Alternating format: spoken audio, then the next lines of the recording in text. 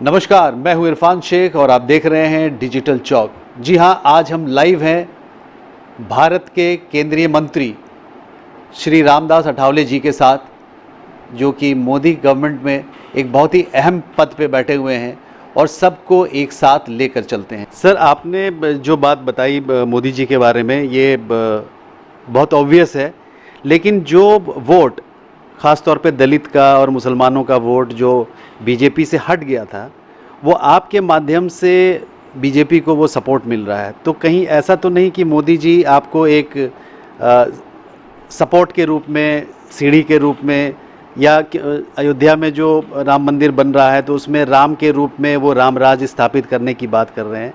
बहुत क्रिटिक्स का मानना है कि आपका रोल बिल्कुल रामदास का है, यानी हनुमान का रोल है। आप अपने आप को उस रोल में महसूस करते हैं क्या?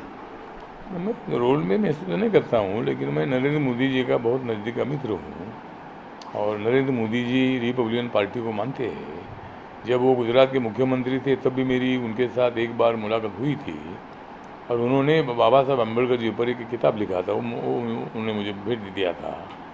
तो मेरी बहुत सालों से उनके साथ मेरी पहचान थी।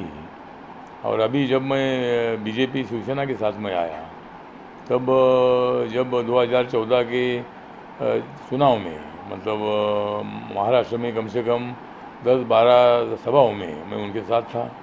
उत्तर प्रदेश में बस्ती में एक सभा थी, वहाँ भी मुझे बुलाया गया था, वो सभा में मैं मौजूद था। तो इसी तरह उनकी पहचान मेरी और भी ज़्यादा बढ़ती गई। और मतलब जब 2014 में उनका शपथ ग्रहण हुआ, उसके पहले 2 दिन पहले मुझे उन्होंने गुजरात भवन बुलाया था और उन्होंने मुझे बताया था कि भाई आपको मंत्री करना ही है, आपका बहुत बड़ा योगदान हमें मिला है, लेकिन आपका एक भी एमपी नहीं, आप अकेले मतलब राज्यसभा में है। तो जब विस्तार होगा तब उसमें हम ज़रूर आपको ले लेंगे। और जब विस्तार हुआ तो दूसरा, तब उन्होंने मुझे 2017 में मुझे मंत्री पद पर उन्होंने ले लिया था। और अभी भी मुझे दूसरी बार राज्यसभा मिली 2026 तक, और मुझे मंत्री पद भी, मतलब पहले राउंड में मुझे मंत्री पद भी मिला। तो वो हमारे ऊपर विश्वास रखते। दलितों का जो वोट है, वो वोट पहले ज़्यादा बीजेपी को नहीं मिलता था, लेकिन जब से मैं आया हूँ तब से, और नरेंद्र मोदी जी के नेतृत्व को पसंद करके बहुत सारे दलित लोग, अम्बेडकराइट लोग नरेंद्र मोदी जी को पसंद करते हैं और बीजेपी को बहुत सारा दलितों का वोट मिलता है। इसीलिए बीजेपी को सत्ता में आने का मौका मिल रहा है। सभी का वोट उनको मिलता है, मुसलमानों का ज़्यादा नहीं, लेकिन कुछ वोट उनको मिलता है। जो नौजवान लोग हैं वो नरेंद्र मोदी जी को पसंद करते हैं, और मुस्लिम समाज का भी कुछ वोट ये बीजेपी को मिलता है, लेकिन ज़्यादा वोट नहीं मिलता है। लेकिन वो पहले कांग्रेस पार्टी को मिलता था, वो अभी कांग्रेस पार्टी को नहीं मिलता है। इसीलिए कांग्रेस पार्टी एकदम डाउन है। दलितों का वोट उनको मिलता नहीं, मुसलमानों का वोट उनको मिलता नहीं। इसीलिए 42 सीटों के ऊपर कांग्रेस नहीं जा रही है।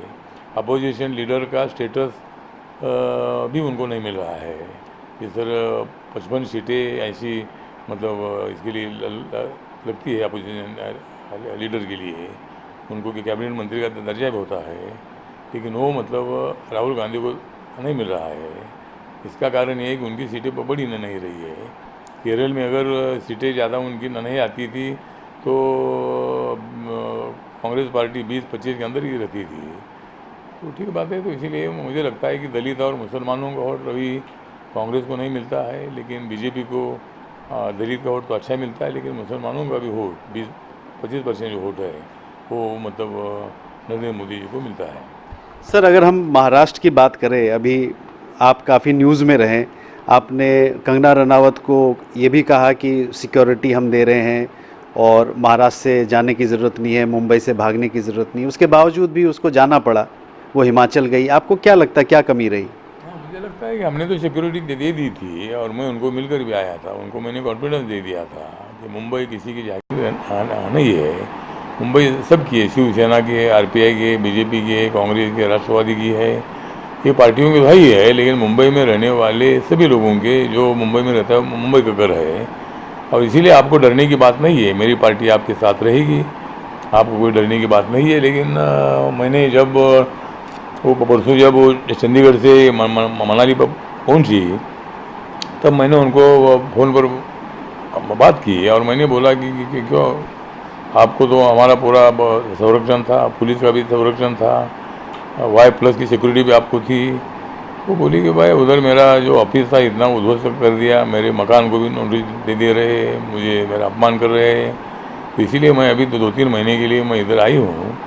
तो मैंने उनको पता है कि जब भी आप मुंबई जाएगी तब मुझे बताइए, मेरी पार्टी आपके साथ है। और कंगना पर मतलब जानबूझकर मतलब उनका बदला लेने का काम ये उद्धव ठाकरे जी की सरकार का कर रही है। और उनका मतलब ऑफिस तोड़ने की क्या आवश्यकता थी?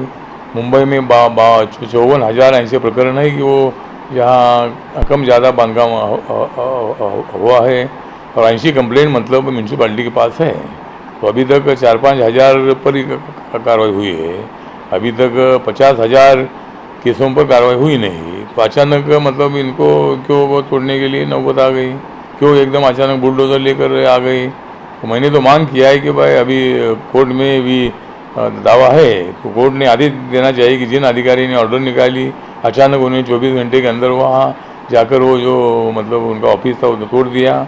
जब मैं उनको मिला तो वो बहुत बड़ी भावनावश होकर बोल रही थी। तो मैंने मेरी पूरी जो मेरी इनकम थी वो पूरी मैंने इसमें डाल दी थी। मैंने बहुत अच्छा सुंदर ऑफिस बनाया था, लेकिन ये शिवसेना के महानगर पालिका ने हमारा पूरा ज़िंदगी उद्ध्वस्त कर दिया है।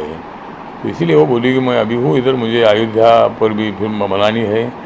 तो मैंने उनको बोला कि जब भी आप मुंबई आना चाहती है मुझे बताइए, मेरी पार्टी डट कर आपके साथ रहेगी, आपको डरने की कोई बात नहीं है। रामदास जी, अभी जो कंट्रोवर्सी हुआ है सुशांत मर्डर केस को लेकर के, अभी पूरा जो माहौल है, न्यूज़ है, ये बन गया है कि फिल्म इंडस्ट्री में सिर्फ ड्रग्स का कारोबार है, ड्रग्स आता है, लोग नशे में रहते हैं, तो एक तरीके से बॉलीवुड को बदनाम किया जा रहा है। तो आपको क्या नहीं लगता है कि ये पूरे केस से भटकाने की एक कोशिश है? मुझे लगता है वो बदनामी करने की विषय नहीं है। वो फिल्म इंडस्ट्री में ड्रग आता ही है, वहाँ स्मगलिंग होता है, कुछ लोग लेकर उधर आते हैं, उनको देते हैं, तो उसको बदनाम करने का विषय नहीं है। जो वस्तुस्थिति है, सत्य चित्र है, ये सत्य चित्र NCB के माध्यम से अभी लोगों के सामने आ गया है। और फिल्म इंडस्ट्री में बहुत सारा मतलब जो ड्रग है, ये ड्रग बहुत सारा बड़ी संख्या में आता है। रिया चक्रवर्ती, उनका भाई और 4-5 लोगों को अरेस्ट किया है और वो भी कबूल कर रहे हैं कि भाई ड्रग हम आता था, ड्रग लेते थे, ये लेता था, वो लेता था। तो इसमें कोई फिल्म इंडस्ट्री को बदनाम करने का विषय नहीं है। अभी फिल्म इंडस्ट्री को सुधारने की आवश्यकता है। फिल्म इंडस्ट्री में जो ड्रग आता है वो स्मगलिंग के माध्यम से आता है, उसको पूरा रोकने का काम सरकार ने करने की आवश्यकता है। और इसीलिए मतलब अगर वो आने का रुक जाएगा, जिस तरह अभी लॉकडाउन में जो दारू पीने वाले लोग थे उनको तो दारू ही नहीं मिल रही थी, तो वो पीने की उनकी आदत भी बहुत सारे लोगों की छूट गई है। उसी तरह ड्रग अगर नहीं मिलेगा तो लोग ड्रग का नशा नहीं करेंगे। लेकिन मेरा मानना है कि फिल्म इंडस्ट्री में ड्रग बहुत बड़ी संख्या में आता है, वहाँ बहुत सारे लोग लेते हैं, इसको बदलना होगा। और फिल्म इंडस्ट्री में फिल्म इंडस्ट्री से ड्रग को हटाना चाहिए। लेकिन सर, ये ड्रग्स का जो सेवन है जो फिल्म स्टार करते हैं, क्योंकि फिल्म स्टार बेसिकली एक रोल मॉडल होते हैं और बच्चे उसको देखेंगे तो उनके ऊपर बहुत बुरा असर पड़ेगा, क्योंकि वो भी फिर उस चीज़ की तरफ आगे बढ़ेंगे। तो इससे ऐसा नहीं लगता यूथ पे बुरा असर पड़ेगा?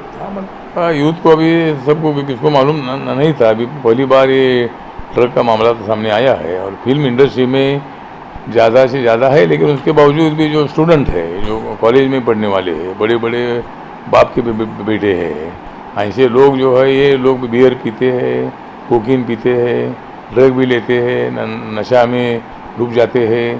तो इसी तरह के भी मतलब बहुत सारे क्षेत्रों में ड्रग लेने वाले लोग हैं।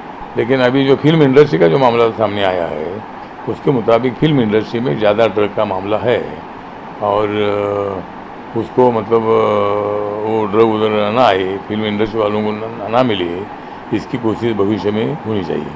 क्या सर इस सिलसिले को लेकर के आप प्रधानमंत्री नरेंद्र मोदी जी से, क्योंकि वो युवा से रिलेटेड बहुत वरीड रहते हैं, न्यू एजुकेशन पॉलिसी भी आ रहा है, will you talk to the prime minister of this country? हाँ, तो मैं एक पत्र लिखूंगा मतलब प्राइम मिनिस्टर को। और ये जो ड्रग का मामला है वैसा वो राज्य के हाथ में है, क्योंकि पुलिस राज्य के हाथ में होती है, इसको पकड़ने का काम राज्य सरकार का है। लेकिन उसके बावजूद भी देश के मुखिया के नाते, देश के प्रधानमंत्री के नाते ज़रूर मैं एक पत्र उनको लिखूंगा। और ये ड्रग का जो स्मगलिंग होता है उसको पूरी तरीके से रोकना चाहिए। उसके लिए मैं ज़रूर एक पत्र प्रधानमंत्री नरेंद्र मोदी जी को लिखूंगा। Thank you sir. तो ये आपने देखा कि किस तरीके से देश के एक वरिष्ठ नेता ने ये पहल किया है और इन्होंने कहा है से no to drugs.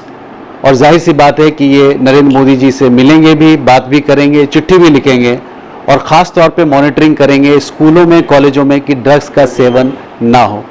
Thank you very much for watching digital Chowk.